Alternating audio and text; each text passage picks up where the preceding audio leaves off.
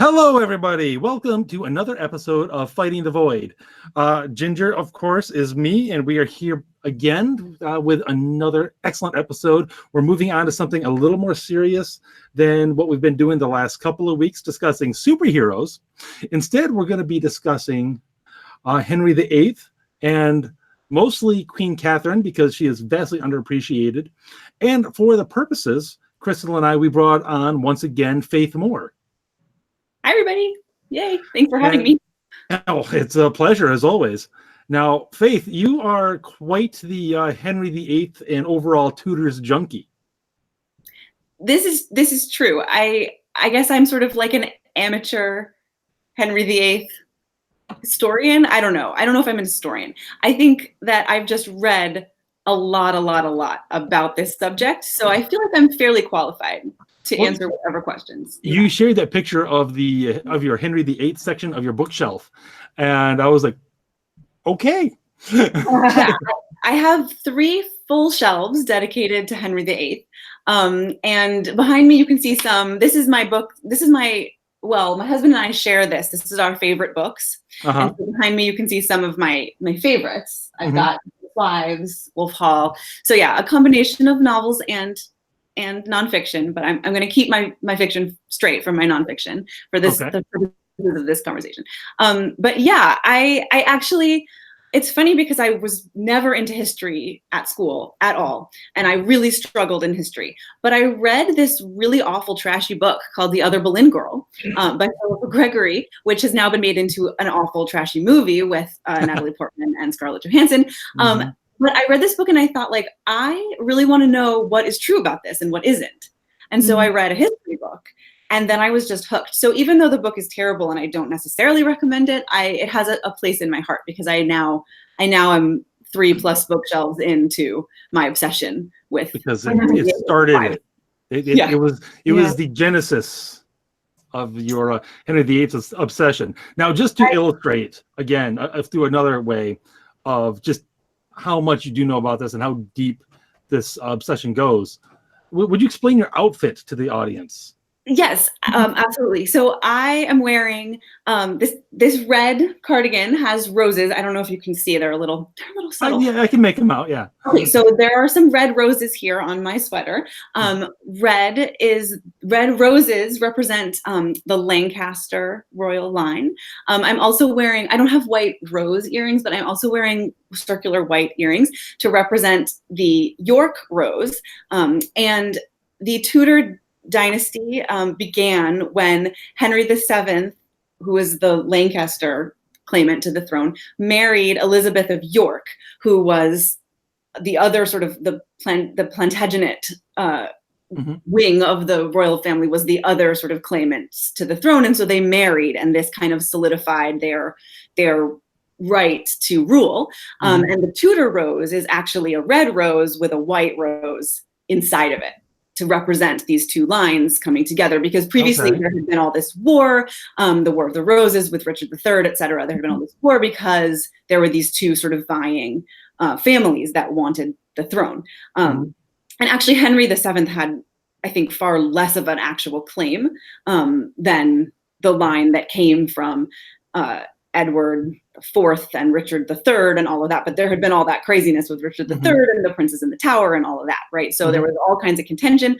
So they came together, and then they had some children, and those children inherited, and it was the first peaceful transfer of power in a long time in England. So that is why I am wearing these red roses and white other things. All right. Nice. And I do want to add before we continue on, because I like to think of myself as a big kind of Tudor fan, because I like looking up that stuff and reading up on it and learning about it. And I just want to comment, my interest was piqued in it kind of the same way it was with you, Faith.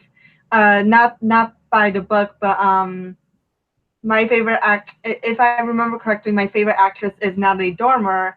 And I saw that she was on the show called The Tudors, and I'm like, okay, it's a show though, so like they got a crap ton wrong. So let me start looking up, because I'm kind of interested in what this character she plays is in. And I started researching and looking up, and it's like, oh, I like this interesting historical stuff. Yeah. I don't know why women thought it was smart to marry Henry VIII, but I'm interested. Right. Exactly. Yeah. Yeah. Not No, like that. Not like that was a secure position. Job security as the wife of Henry VIII sucks. no, not good. But it's a little hard to say no to your king. Fair. Fair. Plus, Henry VIII, from what I remember reading up and learning, he was actually quite the charmer. Oh, absolutely. I mean, I think there's this perception of him now that he was this sort of old, fat, disgusting guy who was always killing his wives. But that is very much sort of later in his life and reign. And at the beginning of his life, yeah, I mean, he was the sort of golden prince, and he was always described. I mean, like, you don't want to describe your prince as anything other than great, but I mean, he really was kind of the epitome of like the Renaissance man and the sort of beautiful, handsome, sporty, athletic. I mean, he really was all of those things. And so at the beginning, I mean, women really were falling for him. And then it's only at the end of his life that he became both sort of tyrannical and also kind of obese and paranoid and strange and all of that. So I think that's like a huge misconception about him. Yeah, and a lot of that was due to, I can't remember how he got the injury. Wasn't it a horse riding injury or something? Yeah, he had a jousting injury. Yeah, he had a jousting injury, and wherever it was, his wound, it was, I can't remember what the source was, but I remember reading something that discussed like his later wives, you know, his last few wives, and how his wound was getting worse, and it's like, you know, he was usually always in bed, lying down, and I remember it was the most disgusting description because it talked about the pus in his wound, and this probably isn't word for word, but the quote from it was, "You could smell him before you saw him." That's right. That's right. So he had a wound on his leg it was an ulcer, and it would close, but then underneath it was infected. And so it would keep, and the doctors at the time would always open it also in order to like get all of this disgusting pus out, right? So yeah, it really smelled. And this is actually the reason why he became so obese, because back then they ate crazy stuff. I mean, they didn't eat any vegetables, like hardly at all. It was just like meat and more meat and more meat and some bread. Right. And that was their diet. But because they were so athletic and they were always like, you know, running around and jousting and riding off on their horses and doing all of this stuff, they were able to keep sort of lean and healthy. But he had this injury whereby he couldn't actually do any of that stuff anymore. You know, and I mean, they were so athletic. I mean, they were playing tennis and they were like running around and they were doing all of this stuff. And so they could eat all this. Right. You know, so it's sort of like the idea of him as this glutton. It's kind of like, they were all gluttons, like by our definition of the word, because they were eating all of this really rich food, and also because it was a mark of your status to be able to eat these foods that are so sort of rich and fatty. And so he was able to do that until he sustained this injury, and then he couldn't walk anymore, really. And then he became obese, and that's why we have that image of him. Yeah. Oh, yeah. I mean, that makes sense. It's the same sort of thing that happens with the football player that retires. Yeah, exactly. He just doesn't stop eating the same way he always has. Right. Now, we're way ahead of ourselves, though. Sorry. I noticed you've been following along, at least with the tweets, of this new show called The Spanish Princess.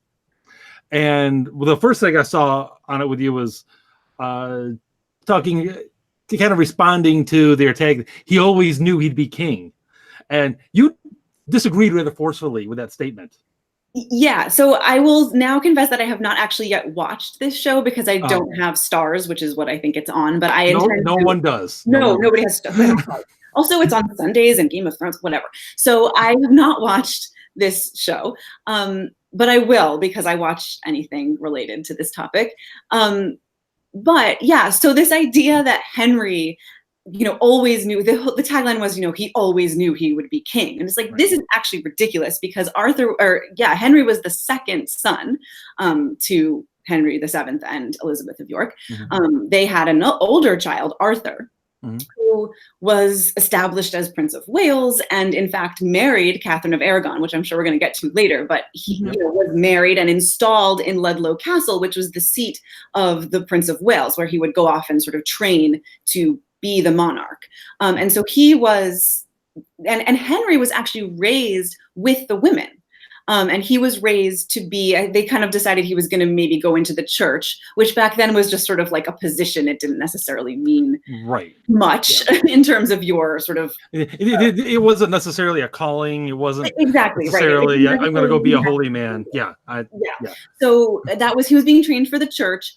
And he was kind of raised, his mother, they think his mother raised him. They did some sort of handwriting analysis, and so they think like she was the one kind of tutoring him and teaching him, and so he had no inkling that he was going to be king until he was 10 years old, and his brother Arthur died of a sickness that it was some sort of infection.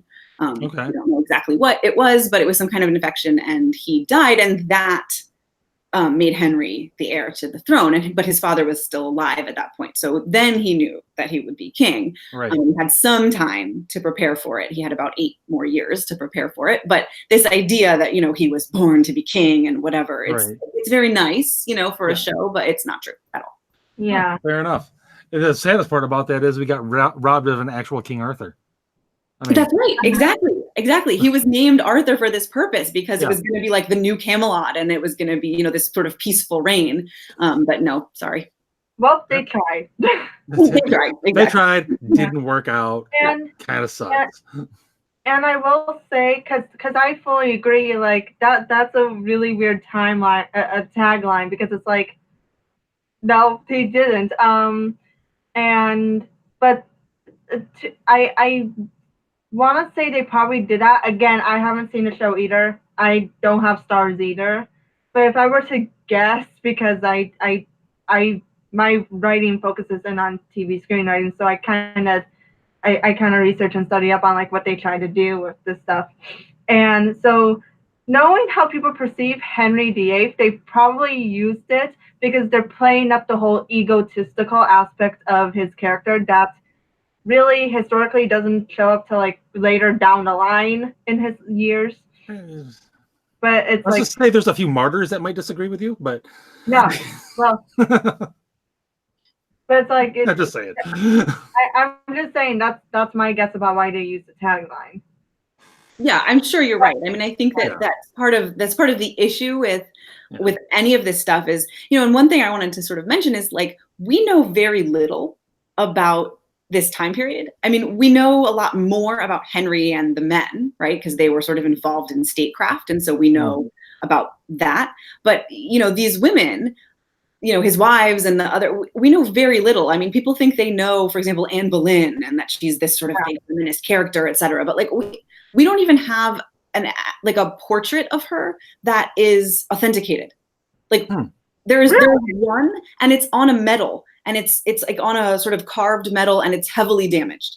So it's like, oh wow, right. So it's like these ideas that we have about these characters are often sort of, they come from these fictionalized accounts, and we've kind of created them to be these kind of stock characters that resonate with us now. So this idea of Henry as the kind of like egomaniacal guy who just all he wants is, he's like full of lust and he's full of power and like all of this stuff. It's kind of like, yeah, there's some of that, but like it's a lot more complicated. And in fact, this whole idea that he was just so, so lustful is actually ridiculous. He was actually kind of a prude.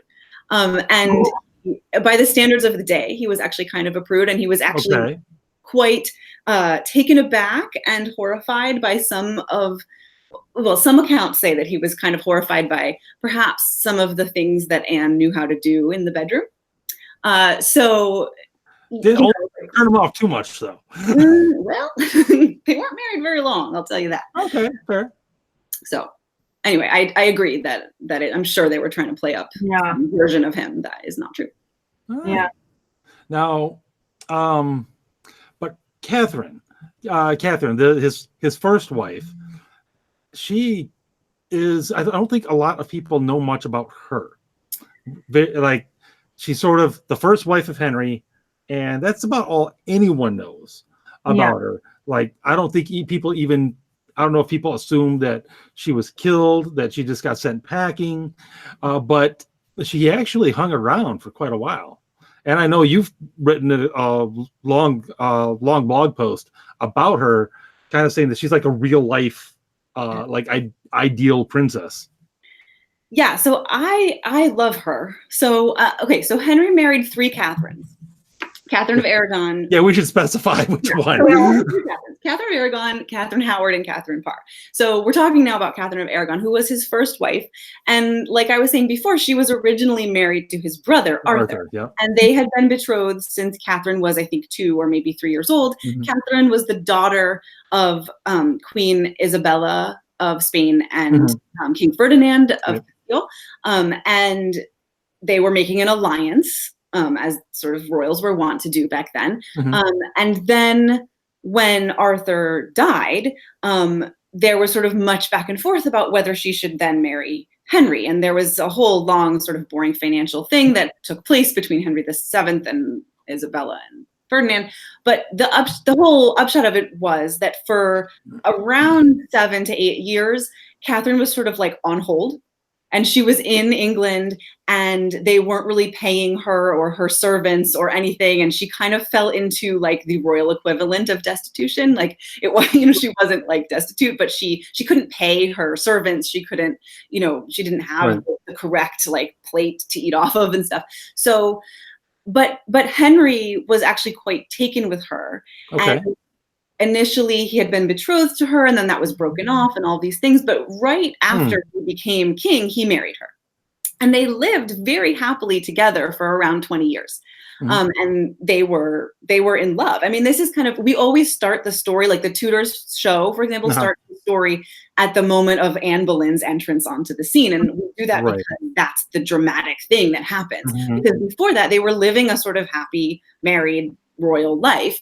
And the only thing that was not so happy is that she couldn't give him an heir. And they were trying and trying. She was pregnant 6 times. One of her children lived, Mary, who became Mary the First. Otherwise known as Bloody Mary, right? And all the others died. There was one prince who survived for, I think, 52 days, and then died, and that was Prince Henry, which was really sad. And then she could have no more children. And that is sort of what prompted the whole put her aside, Mary Ann thing.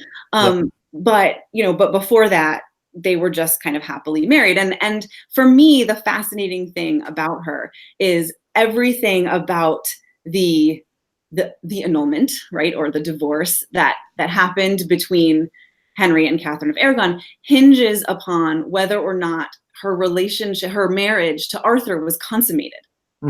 And she maintained until her dying day that it was not.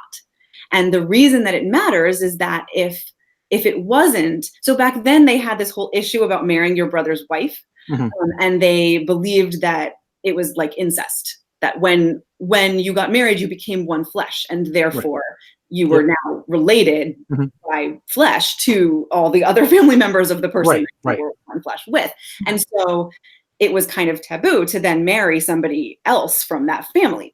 But they had received a dispensation from the Pope that said it was fine. And so it's all very complicated, and I'm not going to put it all in this answer, and we can talk about it more. But for me, this is the fascinating thing, because it's actually kind of unlikely that they didn't consummate their marriage. And in fact, Arthur emerged from the marriage bed saying that he was very thirsty because the night before he had been in the midst of Spain, which is a euphemism for the that they did the deed, because she was the Spanish princess, right? Of course. Right. So, and I mean, they lived in Ludlow Castle in the middle of nowhere for many months, about 5 months or so.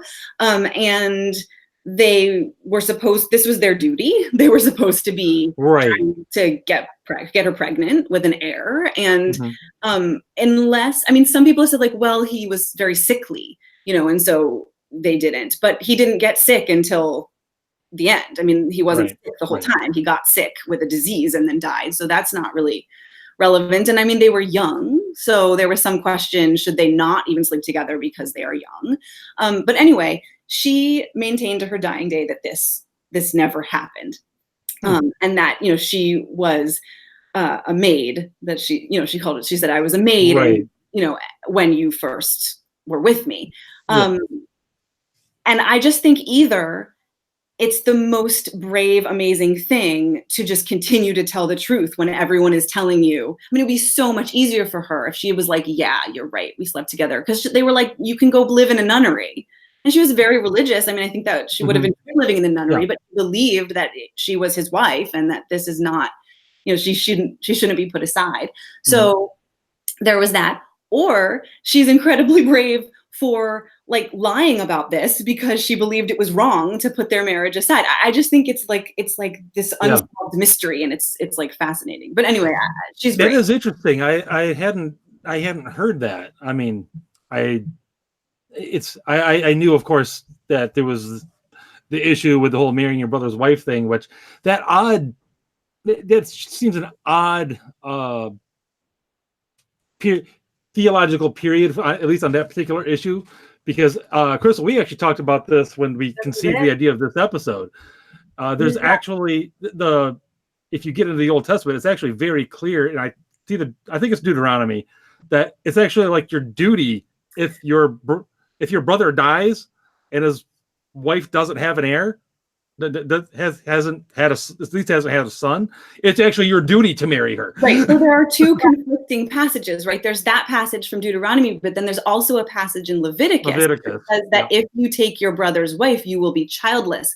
And this is what Henry kept using because he had no male children. And so he was like, well, forget about all the girl. He had 2 female children when he was, talking about this. Well, he had 1 when he was talking about this originally, and then he ended up having another, Lynn. But so he's like, well, forget those children. They're girls. I have no children, with my wives. And so he was sort of saying, like, this is God's judgment on me based on this passage from Leviticus that says I will be childless if I do this. So there, there's these 2 conflicting things. And one of them was working in his favor. So he kind of like harped on that one. It's cool that he even actually said that, because they included a lot of those lines that you just said in A Man for All Seasons. Right. Exactly. Yeah. I was actually even going to bring that up before you did, Dinder, because we did talk about this. Because I mentioned to you how that's how Henry VIII got out of his marriage with Catherine, which I'm also happy, Faith, you brought up, because, again, I don't think many people know that's how he weaseled his way towards Anne Boleyn. Well, tried to get out of his marriage with Catherine.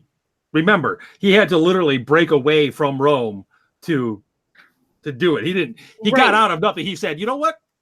I'm the head guy here. I don't pay any more attention to you. Well, one of the other thing that really endears. Oh, sorry. Go ahead, Crystal.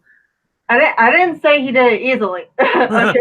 Well, I'm saying it is a anyway. Go ahead. I didn't say it was the way to do it or anything. I just said that he did it. But, well, one of the other things that really endears Catherine to me is that during this whole process, right, so Henry becomes obsessed with this idea that he has to put her aside because he's taken his brother's wife and he's not going to have any children. And he actually becomes sort of obsessed with this before Anne Boleyn enters the scene. But what he was doing then, the reason we know, so everybody sort of blames Anne Boleyn for the Reformation, and there's a lot of reason to do that. But he was already kind of considering other options before he went with the option of sort of getting rid of Catherine. And yeah, so Catherine, he didn't actually kill Catherine. He just sort of annulled their marriage and moved on without her consent. But Henry had a son, an illegitimate son, by a woman named Bessie Blount. And he had recognized this son by giving him the name Fitzroy, which is French for son of the king. And so he was a sort of recognized bastard. And around the time before the Anne Boleyn situation took place, he was sort of making moves to try to legitimize Henry Fitzroy. And so that is, historians kind of think that was the route he was going originally, was, okay, I have no heirs by Catherine. I'm going to set up this other guy as my heir. And he sort of ennobled him to the peerage and all of these things. And then Anne Boleyn shows up and, whatever. And so, right. So initially it's like he tried to get the Pope to annul his marriage based on the fact that he had no children and it was his brother's wife and all of these things. And they even had a court. The Pope sent a legate, Cardinal Campeggio, and he and Henry's right-hand man, Cardinal Wolsey, were sort of supposed to sit in judgment about this, but the Pope was just kind of like, he was kind of stalling, he didn't really want to decide this. And one of the sort of amazing things that Catherine did was basically she made a statement that she didn't recognize this court because she wanted the Pope in Rome to make this decision because she was very devoutly Catholic, as was everybody else, except for a few people. I mean, this was at the time of like Luther and Calvin, and that was kind of starting to happen, but most of the people in England were very devoutly Catholic. And so she came into the court and she knelt in front of Henry and she made this beautiful and impassioned speech to him, basically saying, you know, how have I ever offended you? I have done everything you ever asked me to do as a wife. I have it. She said, you know, these 20 years or more, I've been your true wife. And by me, you have had diverse children, although it hath pleased God to call them out of this world, which basically hasn't been my fault. And when you had me at first, I take God to my judge, I was true maid without touch of man. And then she said, basically, like, I'm not going to stick around in this court. Bye. And she just like walked out and they were calling her to come back and everything. And she just left because whatever, which is like, it takes so much courage to do that. She was like a woman and they were telling her just go to the nunnery and she wouldn't. So anyway, so yeah, so then, you know, as you were saying, Ginger, like then Henry had to sort of take things into his own hands because the Pope wouldn't do this for him.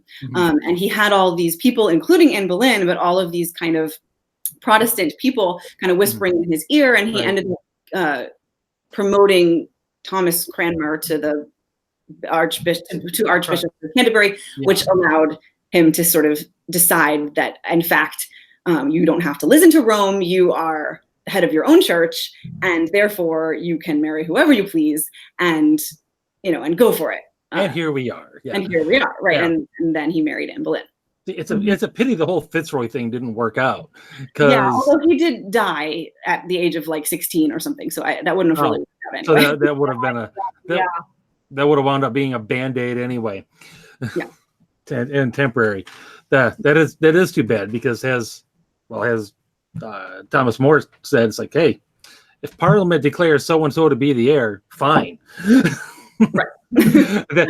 he never had any argument about that at all. It's like, if you declared whatever kids come from here to be the heirs, okay. Yeah. Well, I mean, well within the powers of Parliament. Yeah. I mean, well, what's interesting about this is that Henry was essentially a Catholic at heart, and the church that he set up is basically like the Catholic Church, except he's the head of it instead of the Pope. And the way that they kind of described the reason why they were going to break from Rome was not like, oh, we believe in all of this like Lutheran stuff. It was just, you are the king and the sovereign Lord, and no power other than God should have any sort of jurisdiction over you. And the Pope at the time was an authority issue. Exactly. Like was like the ruler of a country. And so they were sort of like, well, we don't accept any rulership except our king. And therefore we are, you know, we have broken from Rome. And in a way, it took the whole idea of the divine right of kings to its extreme. Exactly. And it should be important to note too that Henry VIII was, as you mentioned before, Faith, they were kind of steering him towards doing something within the church, which now kind of makes more sense to me why he actually ended up being quite the theologian that he was in his adult years. Like he studied the Bible, he knew the Bible inside and out, which is why he probably knew how to use that one passage in his favor in getting out of his marriage with Catherine. He knew all the stuff about it. He studied it. He knows that he's intelligent on it. So he knows how to use it for his own benefit too when it comes to these issues. Yeah, absolutely. And he was very learned, and he had studied a great deal. And in fact, before all of this, the Pope had deferred upon him the title Defender of the Faith, because he had written this sort of theological treatise about, how great the Catholic Church is. But in fact, the British monarchs still hold this title, Defender of the Faith. So Queen Elizabeth II, which I find hilarious. Right, which is interesting because they're not actually Catholic anymore. So, but he actually got that title beforehand. So yeah, he really knew his Bible. He knew what he was talking about, but I think also he was sort of using it. I mean, one of the questions the sort of fascinating questions we'll never know the answer to that I have about Henry is sort of how much was he being played by his advisors, right. And how much was all of this stuff his idea, like the whole thing with executing Anne Boleyn, this woman that like 3 years earlier he was like ripping the entire country apart in order to be with. I mean, how much of that decision was sort of, Thomas Cromwell sort of whispering in his ear, and making it seem like Anne had been unfaithful and all of this stuff when she hadn't, or was it his idea, like, oh, I have to get rid of her, so I'll just cut her head off. I don't know, and I think it's really interesting to think about. It'd be very hard to say, and if life has and other historical events have taught us anything, it's probably a very good mix of both. It's probably his advisors whispering in his ear, and also his own things of like, say, for example, one possibility is like Cromwell and others are whispering in his ear, and Henry's also thinking, I did all this to leave my first wife so I could have a male heir. You're not giving me what I want, and people are telling me this. Maybe there is an issue. So it's quite possibly a big mix of both. Very much so. I mean, I think there could easily have been some advisors whispering in his ear, because one of the big appeals of Luther and what he was teaching was, in fact, to the royalty of the continent, saying, "Hey, if the Pope doesn't have the authority, then you do."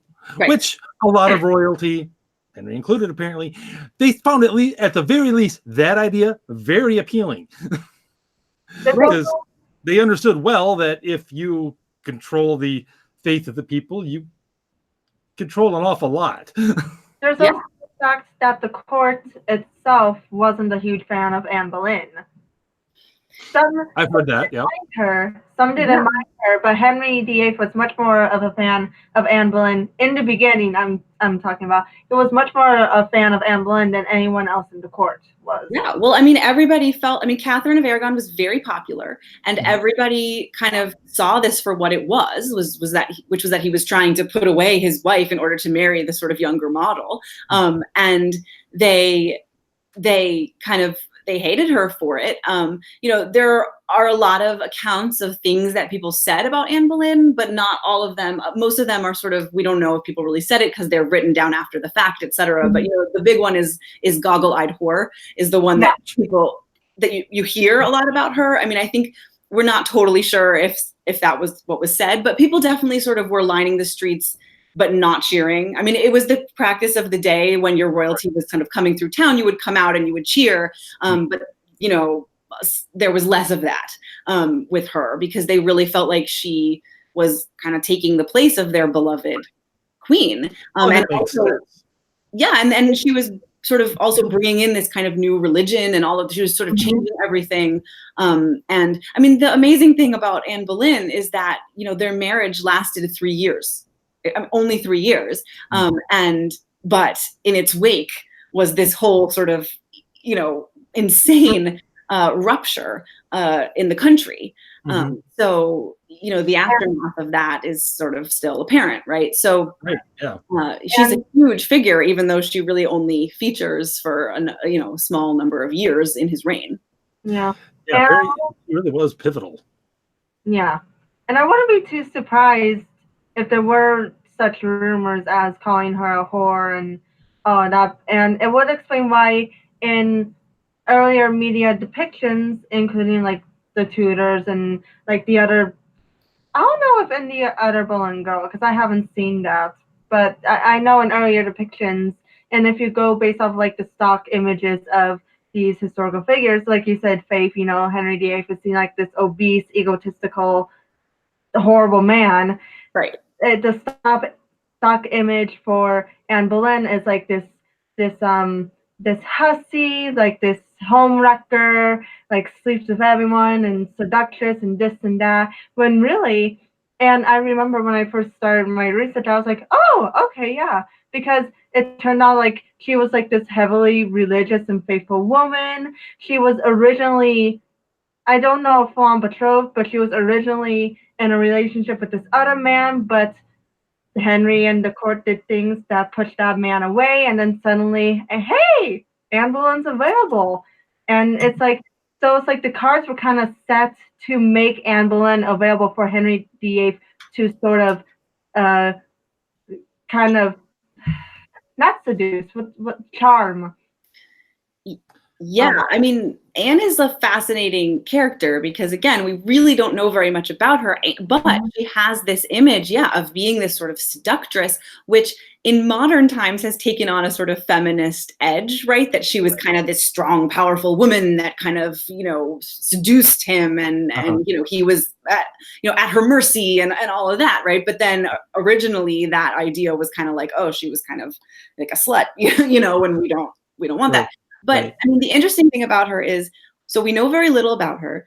One thing that we think we know is that she wasn't beautiful, but she had sex appeal, whatever that means, right? So she was very alluring, but not particularly beautiful by the standards of the day. And she also was sophisticated because she'd been raised in France. She'd been sent to the court of France to, you know, be educated. And so she spoke fluent French. She even actually spoke English, people believe, with a French accent. So she was sort of exotic. And she, you know, she kind of was intellectual. She could kind of banter. She was highly educated. I mean, back then, women were educated back then, but it was not so far from the time when basically they learned to write their name and play some music and sing song. And so, you know, so she was very interesting and appealing. But then, of course, you have all these things like she had 6 fingers on one hand. She was a witch. You know, she was, you know, dabbled in sorcery and witchcraft, and that she slept with her brother, and that she was adulterous. And yeah, I forgot. That was like right. So the other Anne Boleyn girl was that she slept with her brother trying to get pregnant. It's like exactly. So the reason that we think this about her is that is actually what she was accused of. So her brother George Boleyn was accused of sleeping with her, and a whole bunch of other men of the court were also accused of sleeping with her for a variety of reasons. She actually was never accused of witchcraft. There is one quote from Henry that basically says, like, she bewitched me, and that's why I fell for her. And he says she used I don't know how to pronounce this, sortilege and charms, which is basically like witchcraft and charms. But it didn't mean witchcraft to them at the time. Like it just basically she used her feminine wiles. Exactly, right. She did it, not like she is a witch, but people have sort of taken that to mean like she's a witch.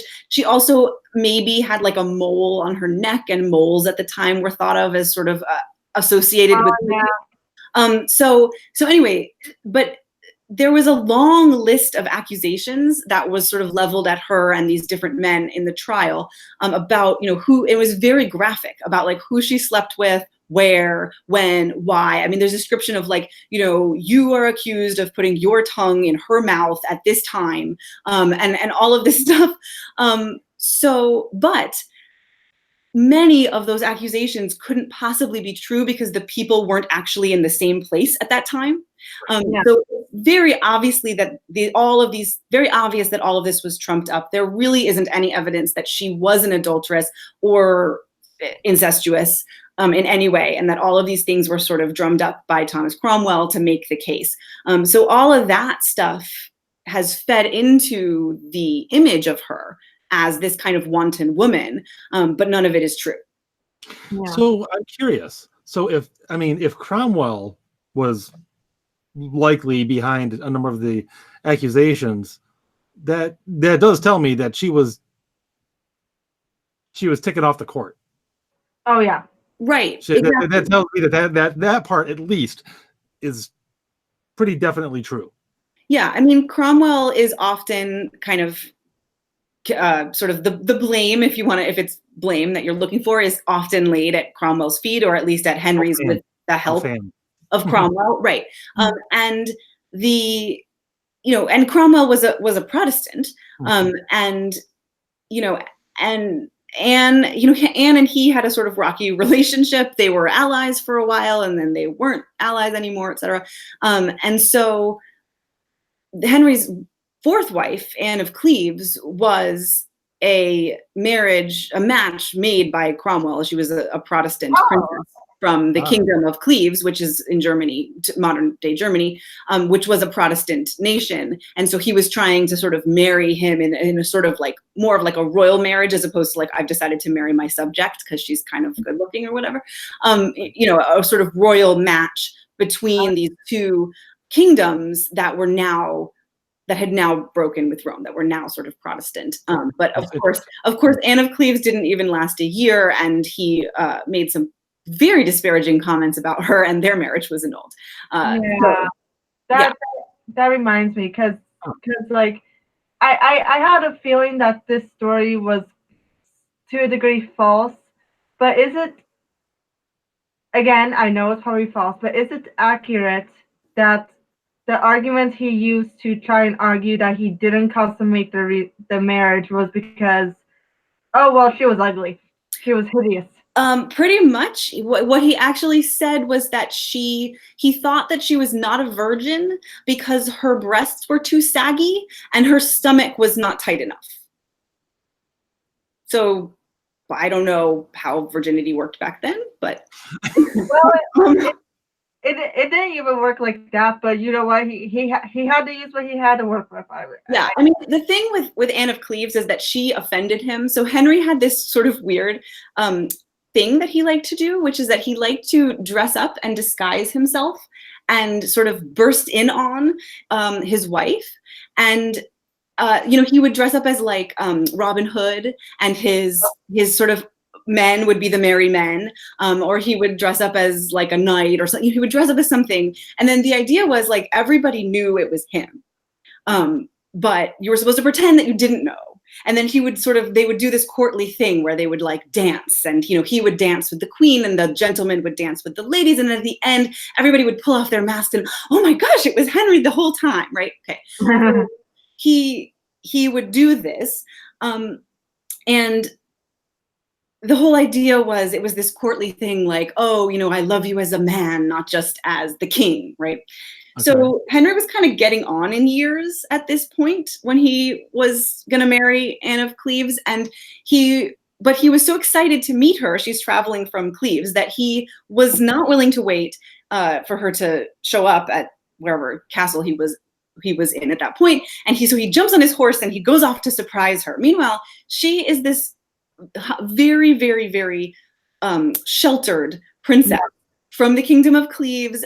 Like, she's wearing, very modest, right? She doesn't really speak English at all. She doesn't know how to do any of the kind of courtly things that they do in England, right? He shows up, he bursts into her room, sort of disguised, right?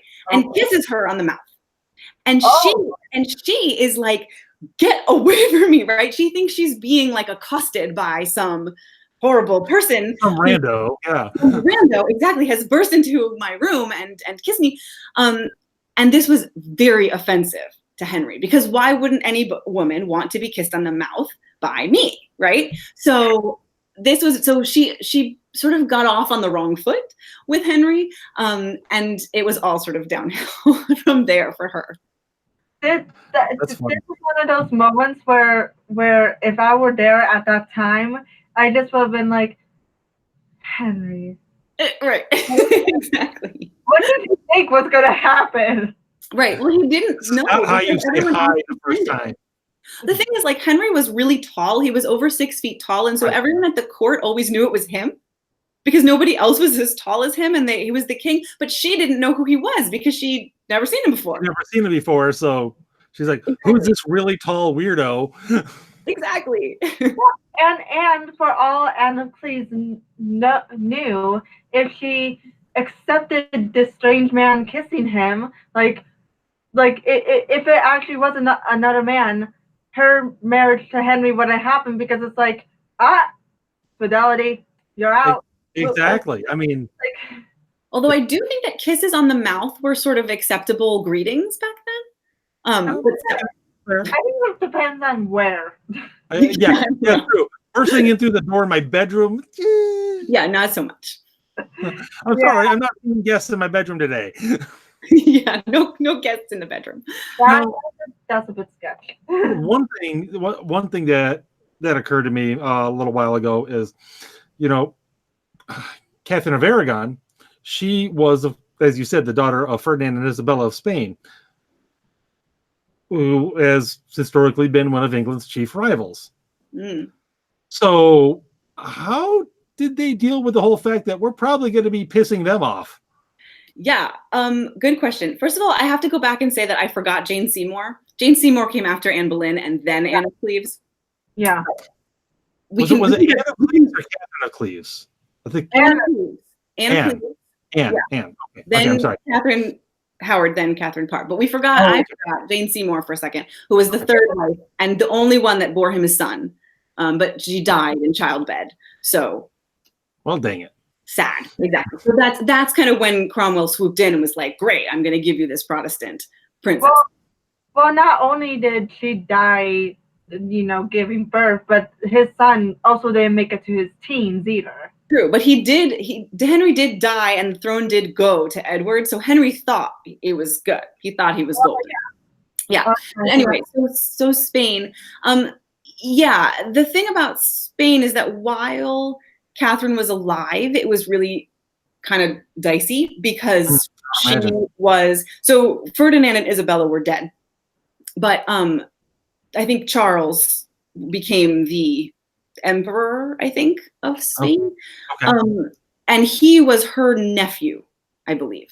Okay. So she was kind of also constantly kind of appealing to him, like, hey, can you please help me? And he was always sort of saying like, yeah, I'm going to come, I'm going to wage war. But like, he didn't really, it wasn't like high on his priority list, like, because he was kind of dealing with, because the thing about Spain is they were always sort of dealing with like the Moors, like they were always sort of trying to root out like. That's true.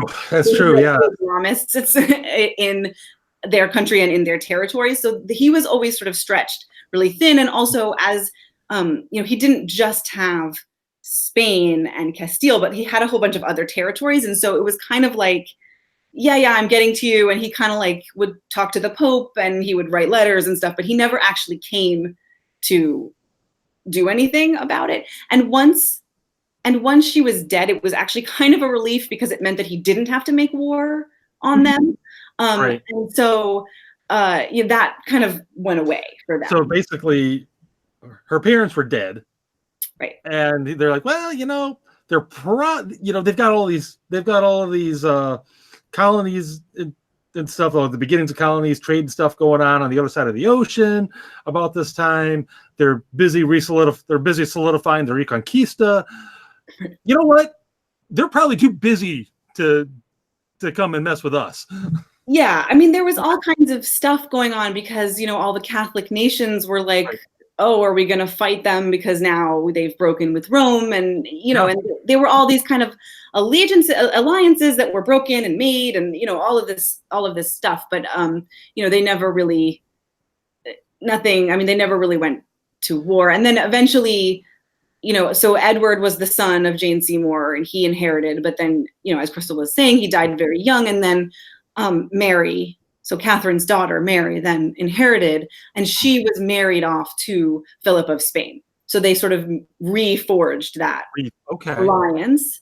But of course, and she was sort of desperate. Mary was desperately in love with Philip, but Philip didn't really care. And she had two, I think two phantom pregnancies, but she never actually had any children.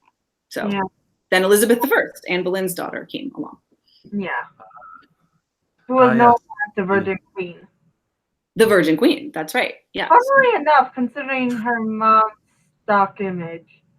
Right. Well, I mean, there's a lot of, I mean, people really love to psychologize all these people and sort of say why they're doing what they're doing. But one of the very popular theories is that the reason that she never married is because of what happened to her mother, right? That, her mother did marry, and that, look what happened to her, right? So she wasn't going to get herself sort of involved in this whole dynastic marriage situation because that didn't go so well for her mom. Yeah, exactly. And both the daughters are known for their own things. Like Mary is often known as Bloody Mary, and that's where the whole story of Bloody Mary came from, was because I can't remember what the religion was. It wasn't Protestant, but it was Mary.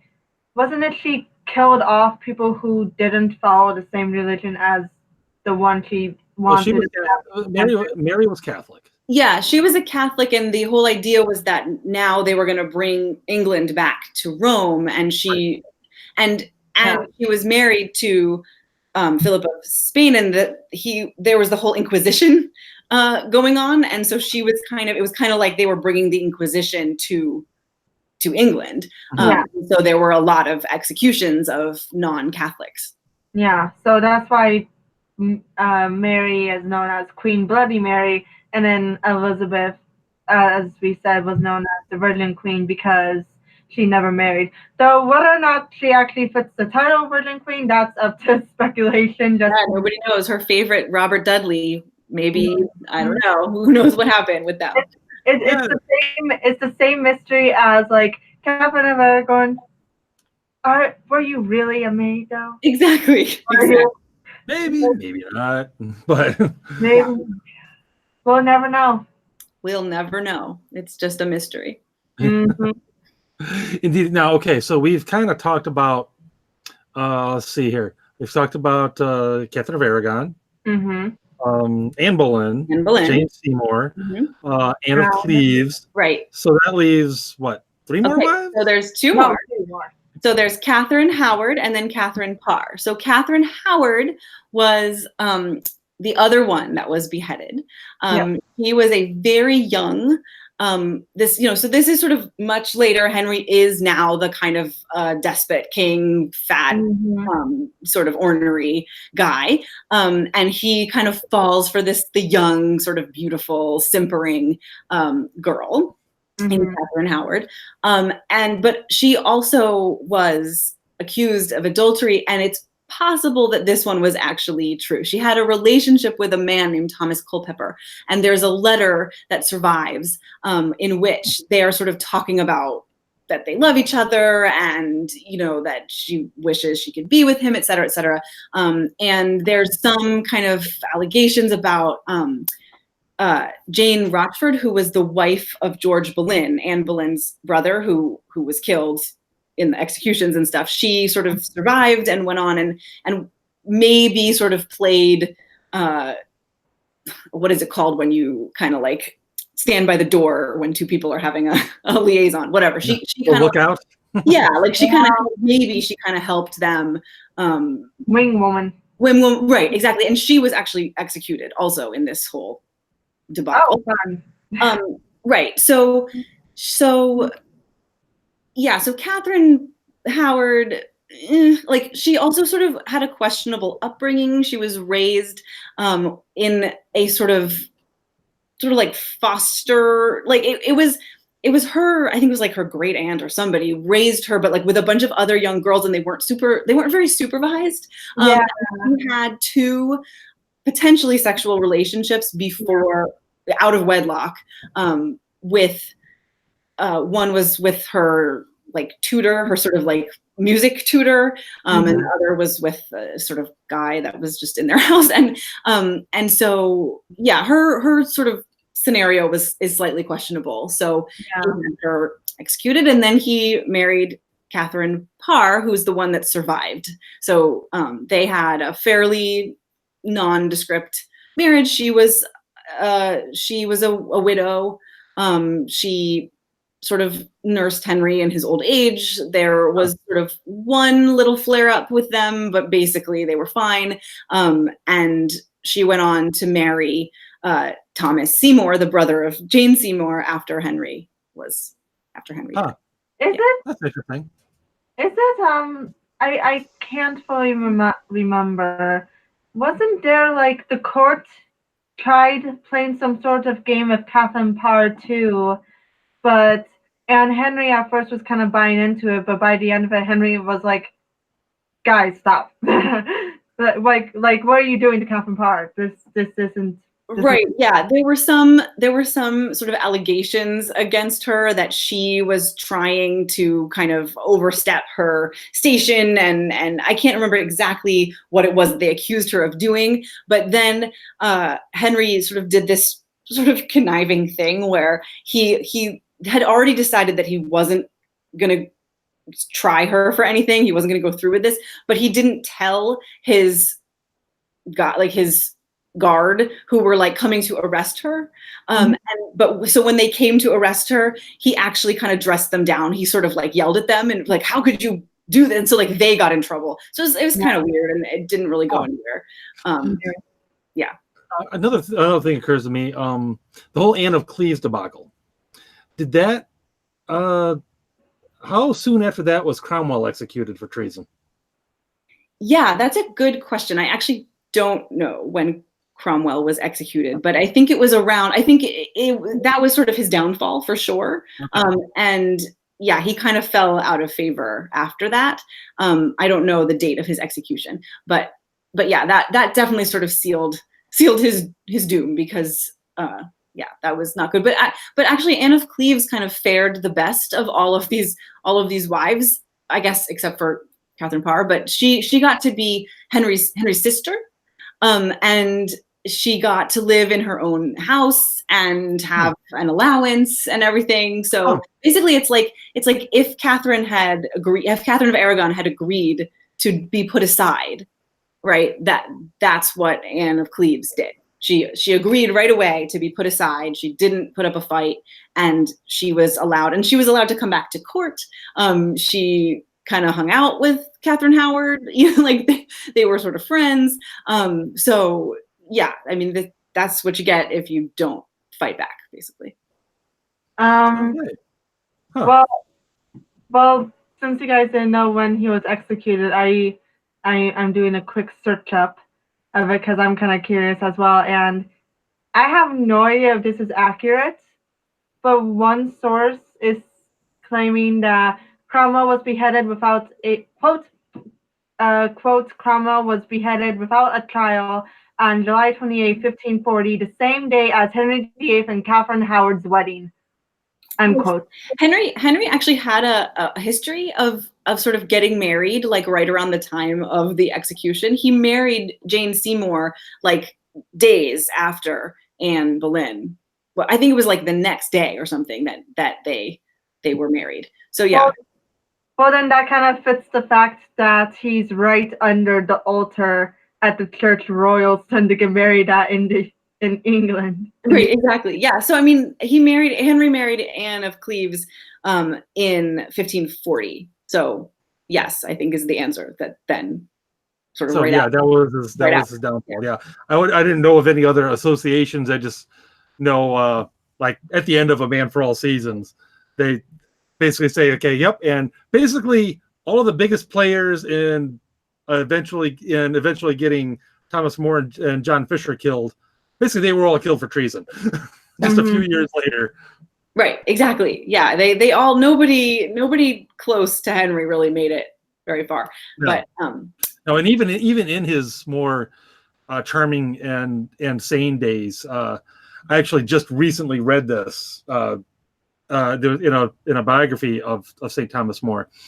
Thomas More, even though he got along very well with Henry, and they were as close to friends as you can be at that particular station, Thomas had actually said to somebody, I forget who, that it's like, yeah, you know, Henry's a good king, but and it basically he was like, Henry's a good king, and we get along really well, but if my head could win him a castle in France, off it would come. Yeah. He's like, let's not kid ourselves here. No, it's true. I mean, that's the thing. Can you really be friends with a king? Like, probably not. Yeah, Henry VIII was ruthless no matter who you were.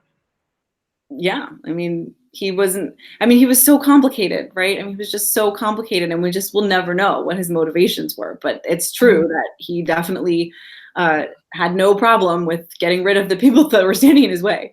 Yeah, I've heard another potential motivation, and maybe you've got something to add or subtract from this, is he needed money, and the church owned a massive amount of property in England, and often let the peasants and everything live and work on the land essentially tax free, which rubbed him the wrong way a little bit.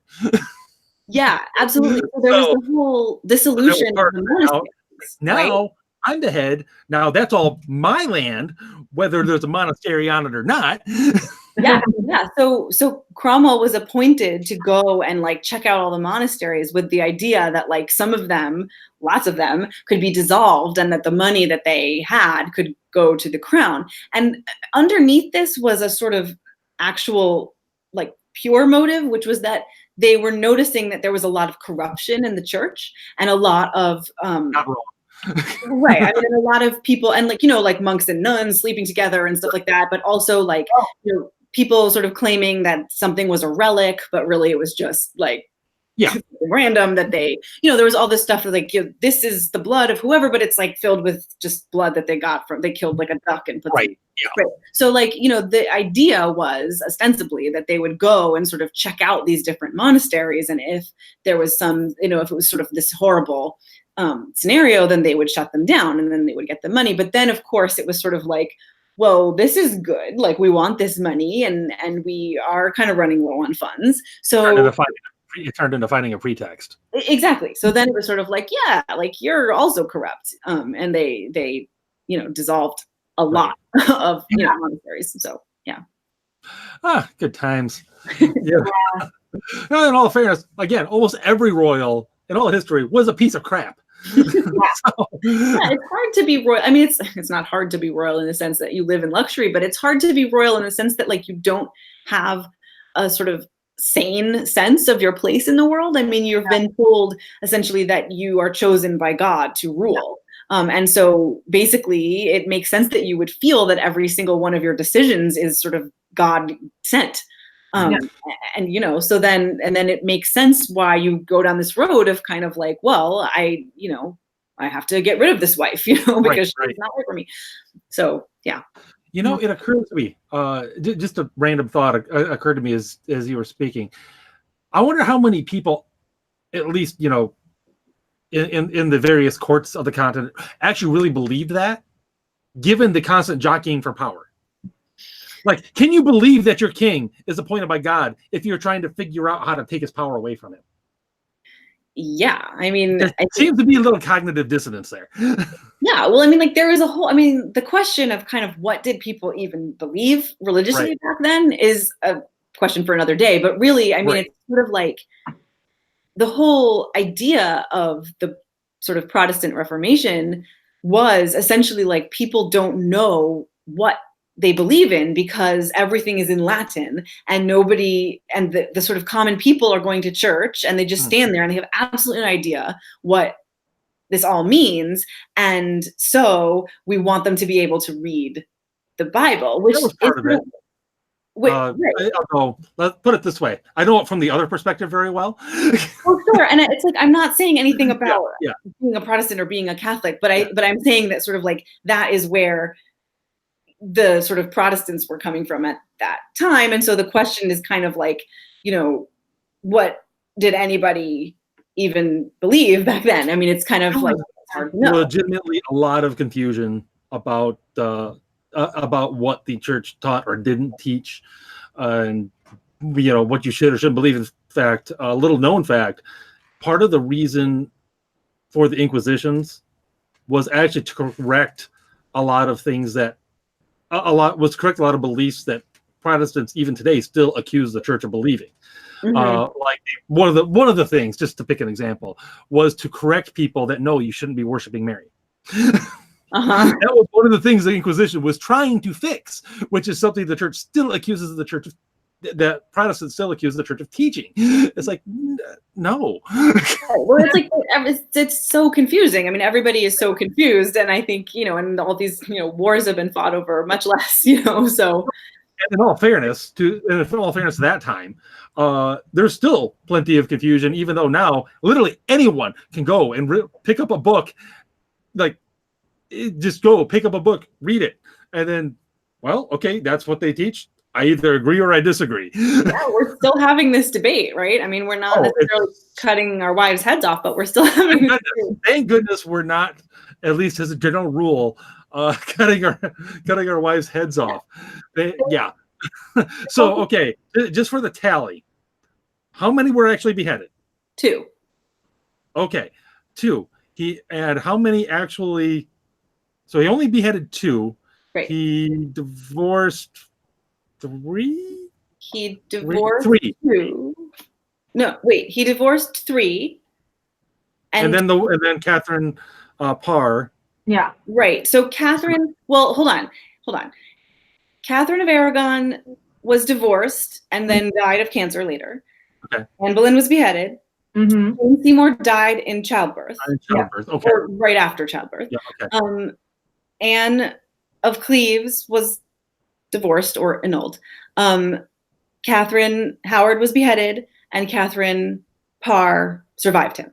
Okay. If you want the easy, simple way to remember that, divorced, beheaded, and died. Divorced, beheaded, survived. That's right.